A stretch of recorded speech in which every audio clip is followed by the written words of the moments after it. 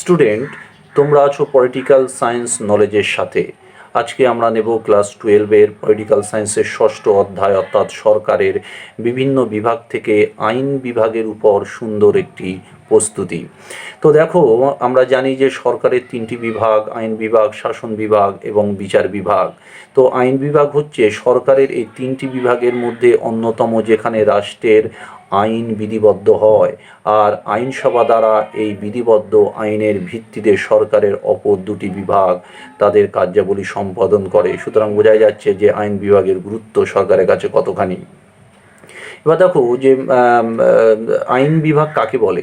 সাধারণভাবে সরকারের যে বিভাগ আইন প্রণয়ন করে তাকে বলা হচ্ছে আইন বিভাগ, বা আরও ভালো করে যদি বলি তাহলে বলবো যে সরকারের যে বিভাগ আইন প্রণয়ন করে এবং প্রয়োজন বোধে প্রচলিত আইনের পরিবর্ধন, পরিমার্জন, সংশোধন এবং বাতিল করে তাকেই বলা হচ্ছে আইন বিভাগ। এবার দেখো, আধুনিক রাষ্ট্রে প্রায় প্রত্যেকটি দেশেই একটা করে আইনসভা আছে। তবে হ্যাঁ, আরব এবং আফ্রিকার কিছু রাজতান্ত্রিক এবং একনায়কতান্ত্রিক রাষ্ট্র আছে যেখানে কিন্তু সেই সমস্ত রাষ্ট্রগুলিতে কিন্তু কোনো আইনসভা নেই। তাছাড়া প্রত্যেকটা দেশে আমরা দেখব একটা করে আইনসভা আছে এবং তাদের বিশেষ একটা নাম আছে, যেমন ভারতের পার্লামেন্ট, ব্রিটেনের পার্লামেন্ট, আমেরিকার মার্কিন কংগ্রেস, রাশিয়ার ফেডারেল অ্যাসেম্বলি, জাপানের ন্যাশনাল ডায়েট, ইরানের মজলিস, চীনের ন্যাশনাল পিপলস কংগ্রেস। এবার দেখব যে এই আইনসভা কিভাবে গঠিত হয়। দেখো, প্রতিটি দেশের আইনসভা কিন্তু একই রকমভাবে গঠিত হয় না। কোনো দেশের আইনসভা একটি মাত্র কক্ষ নিয়ে গঠিত, আবার কোনো দেশের আইনসভা দুটো কক্ষ নিয়ে গঠিত। তো যে দেশের আইনসভার একটি মাত্র কক্ষ আছে তাকে বলা হচ্ছে এক কক্ষ বিশিষ্ট আইনসভা। আমরা দেখব যে বর্তমান পৃথিবীতে প্রায় 112টি দেশ আছে যেখানে এক কক্ষ বিশিষ্ট আইনসভা আছে, যেমন চীন, Nepal, Bangladesh, Egypt, Kuwait, Iran, Cuba, উত্তর কোরিয়া, দক্ষিণ কোরিয়া, নিউজিল্যান্ড, লেবানন, আমরা দেখব বেলজিয়াম, ভুটান, ফ্রান্স, আফগানিস্তান। এই সমস্ত দেশে কিন্তু এক কক্ষ বিশিষ্ট আইনসভা আছে।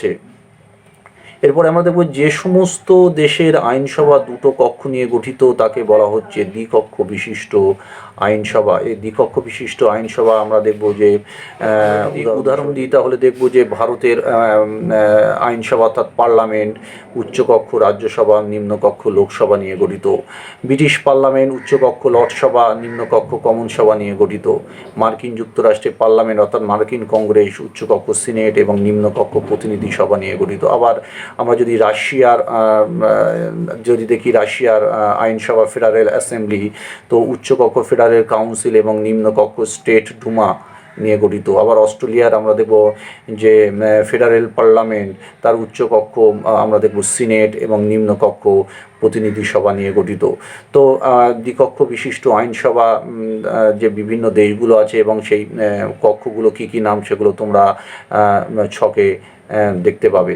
তো দেখো যে কোনো দেশে যদি দ্বিকক্ষ বিশিষ্ট আইনসভা থাকে তাহলে প্রথম কক্ষকে বলা হচ্ছে নিম্নকক্ষ এবং দ্বিতীয় কক্ষকে বলা হচ্ছে উচ্চকক্ষ। এই প্রথম কক্ষ অর্থাৎ নিম্নকক্ষের সদস্যরা জনগণের ভোটের মধ্য দিয়ে নির্বাচিত হয়, তাই এই কক্ষকে বলা হচ্ছে জনপ্রিয় কক্ষ।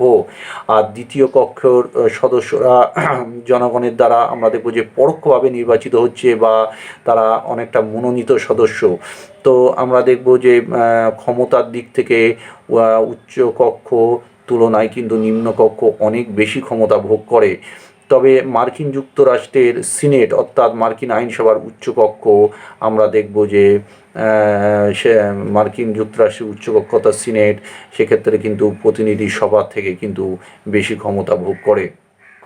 এবার দেখো যে আইনসভা এক কক্ষ বিশিষ্ট হবে না দ্বিকক্ষ বিশিষ্ট হবে, এ নিয়ে কিন্তু রাষ্ট্রবিজ্ঞানী মহলে যথেষ্ট বিতর্ক আছে। এক শ্রেণীর রাষ্ট্রবিজ্ঞানী, তার মধ্যে যেমন পড়ছেন আবেসিয়ে, বেনথাম, ল্যাস্কি, এরা যেমন এক কক্ষ বিশিষ্ট আইনসভার পক্ষে, তেমনি আমরা দেখব যে জন স্টুয়ার্ট মিল, অধ্যাপক লর্ড ব্রাইস, হেনরি মেইন, অধ্যাপক গেটেল, এরা কিন্তু এক কক্ষ বিশিষ্ট আইনসভার বিপক্ষে। এবার দেখে নেব যে এক কক্ষ বিশিষ্ট আইনসভার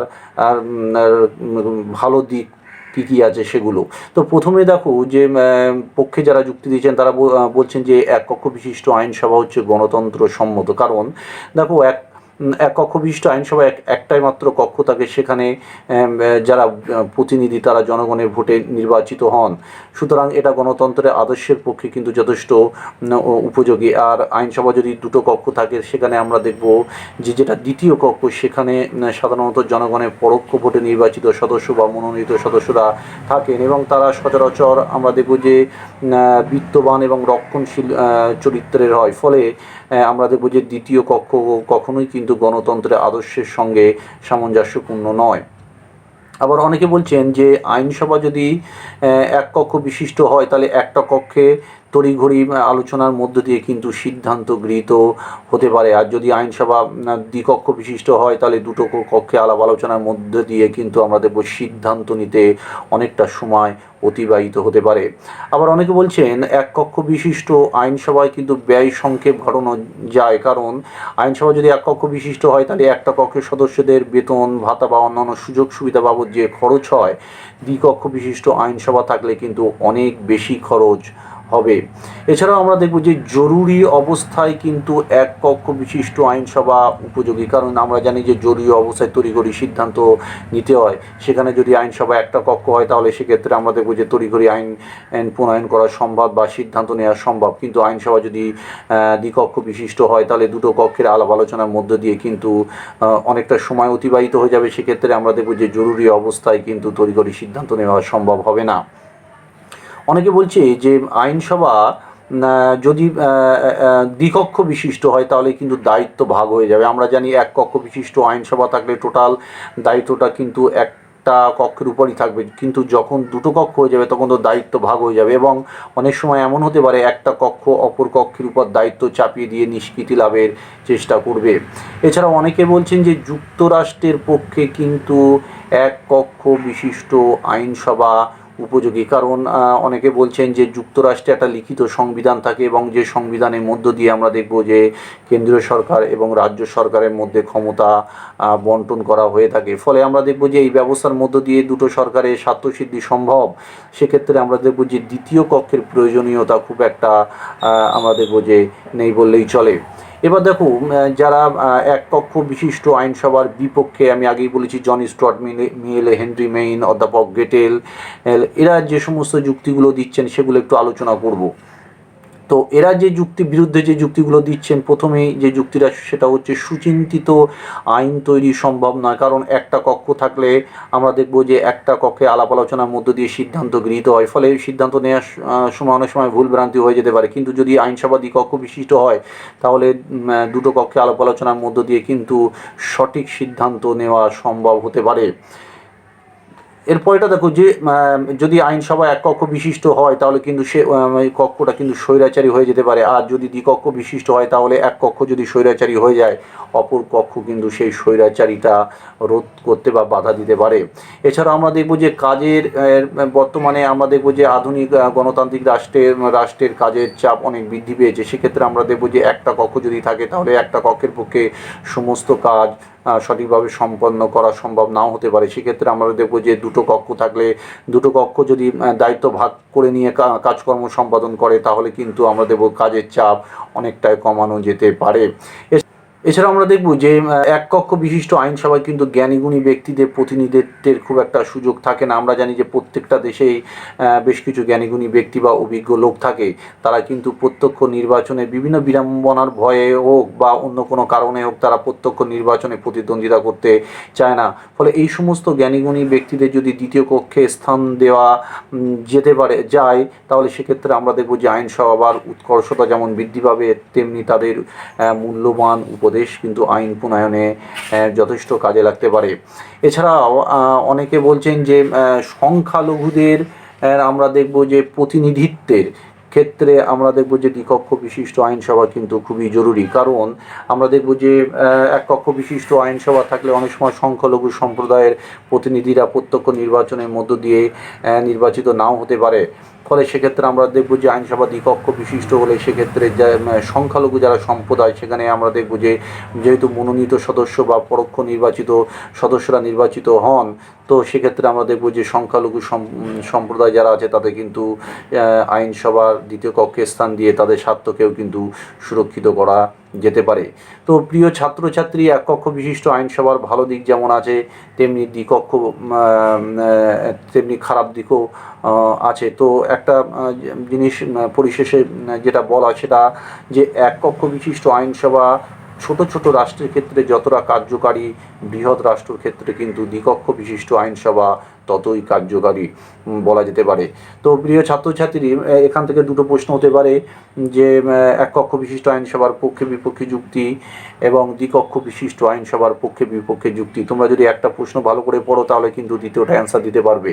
তো একটু মনে রাখবে যে এক কক্ষ বিশিষ্ট আইনসভার যেটা পক্ষে যুক্তি সেটা কিন্তু দ্বিকক্ষ বিশিষ্ট আইনসভার বিপক্ষে যুক্তি হবে, আর এক কক্ষ বিশিষ্ট আইনসভার যেটা বিপক্ষে যুক্তি সেটা দ্বিকক্ষ বিশিষ্ট আইনসভার পক্ষে যুক্তি হবে। তাহলে বুঝতেই পারছো যে একটা প্রশ্ন যদি ভালো করে স্টাডি করো তাহলে অপর প্রশ্নটা সহজেই লিখতে পারবে। এবার আলোচনা করব আইনসভার বিভিন্ন কার্যাবলী সম্পর্কে।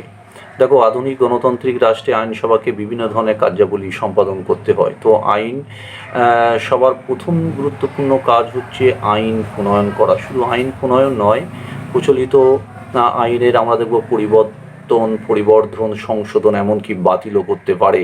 তবে মনে রাখতে হবে যে আইনসভাকে সর্বদা সংবিধানের গণ্ডির মধ্য থেকে কিন্তু কাজ করতে হয়, এবং সংবিধান বিরোধী যদি কোনো আইন প্রণয়ন করে সেক্ষেত্রে আমরা দেখব যে বিচার বিভাগ সেই আইনকে বাতিল করে দিতে পারে।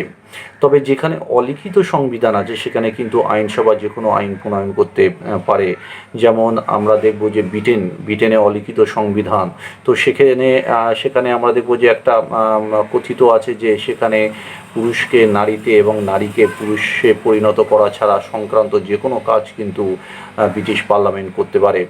তবে মনে রাখতে হবে যে আইনসভায় আইন প্রণয়নের নির্দিষ্ট পদ্ধতি আছে, কারণ আইনসভায় যখন কোনো বিল উত্থাপিত হয় তারপর তর্ক বিতর্ক, আলাপ আলোচনা, ভোটাভুটির পরে আমরা দেখব রাষ্ট্রপ্রধানের অনুমতির পরে কিন্তু সেটা আইনে পরিণত হয়।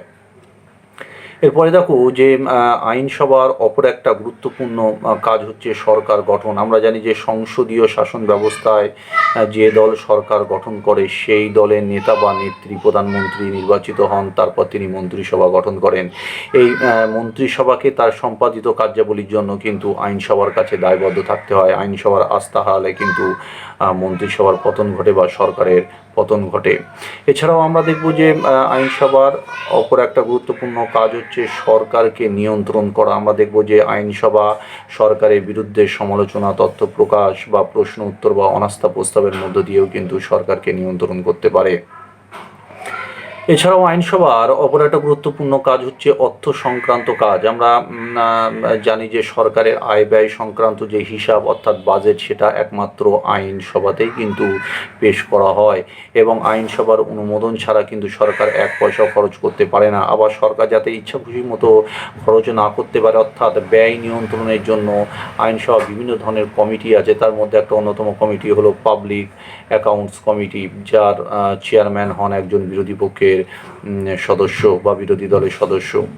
এছাড়াও দেখব যে আইনসভার বেশ কিছু গুরুত্বপূর্ণ নির্বাচন সংক্রান্ত কাজ সম্পাদন করতে হয়, যেমন ভারতের রাষ্ট্রপতি, উপরাষ্ট্রপতি, স্পিকার, ডেপুটি স্পিকার। আমরা দেখব যে বাংলাদেশের রাষ্ট্রপতি নির্বাচন বা চীনের রাষ্ট্রপতি নির্বাচনে আইনসভা গুরুত্বপূর্ণ ক্ষমতা ভোগ করে।